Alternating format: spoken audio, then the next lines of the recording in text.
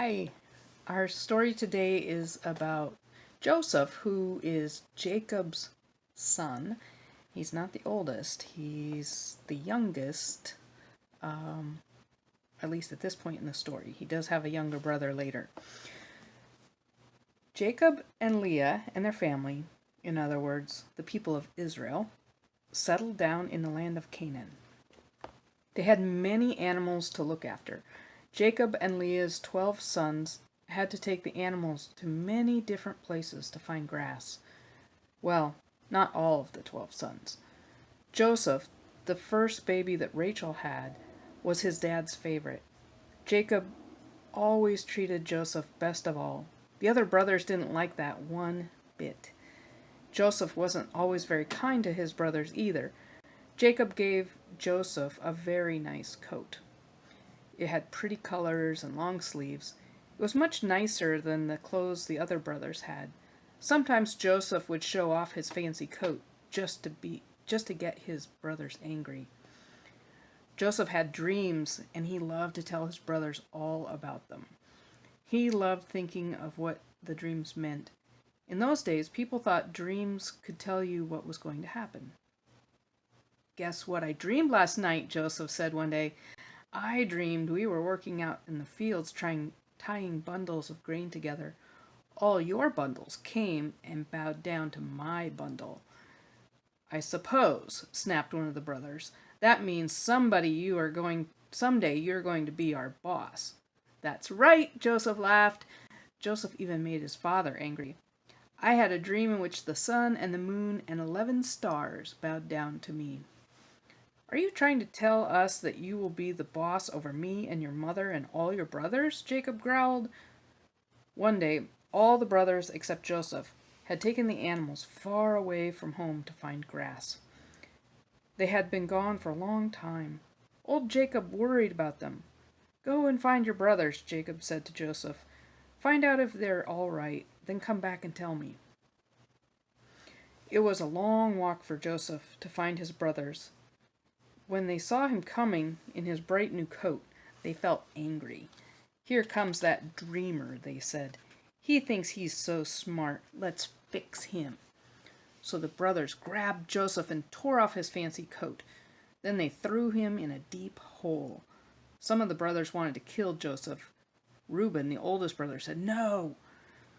Just then, they saw some people coming. They were traders, people who buy things from one person and sell them to somebody else. The traders even sold slaves. A slave is a person who belongs to somebody, the way you might own a dog or a cat. So the brothers went up to the traders and said, "Would you like to buy a slave? Cheap?" They sold Joseph to the traders, who took him to a faraway country called Egypt. "Now what will we tell our father?" the brothers wondered. "Let's tell father that a wild animal killed Joseph," said one of them. So they killed one of their sheep and put the blood all over Joseph's coat. Then they tore holes in the coat. When they got back home, they showed Joseph's torn and bloody coat to Jacob. Old Jacob just cried and cried and cried. Nothing the brothers did could make Jacob stop crying. The brothers knew they had done a terrible thing. That's our story for today. What do you think of that? What do you think of Joseph in his dreams? Of thinking that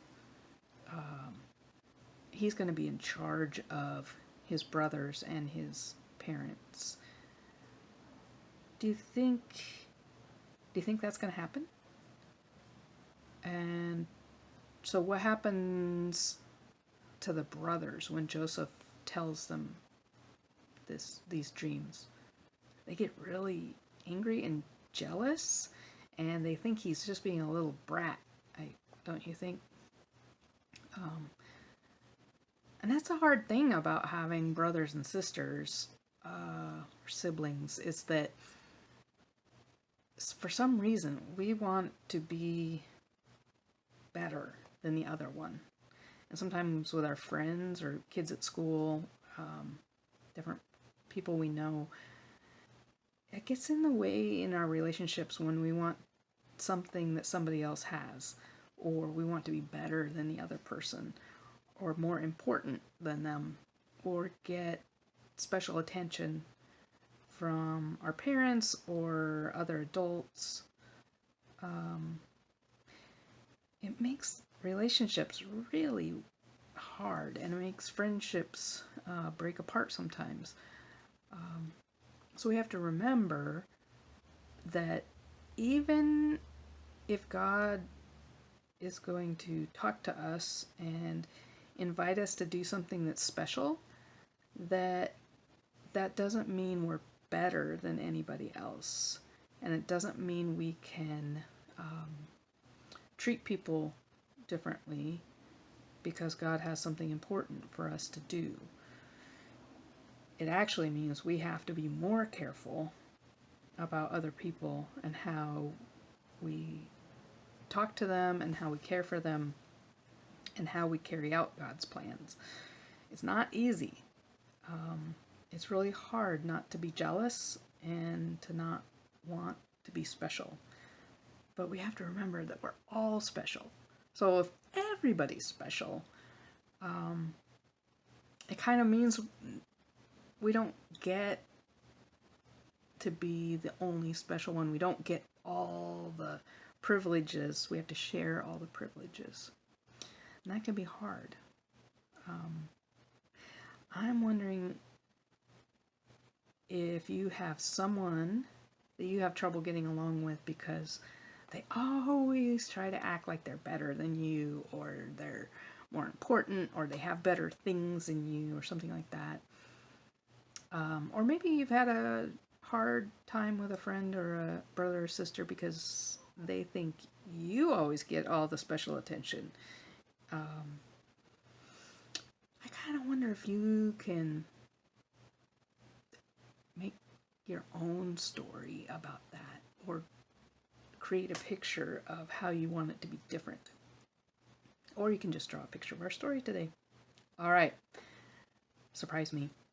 I'll see you later. Bye.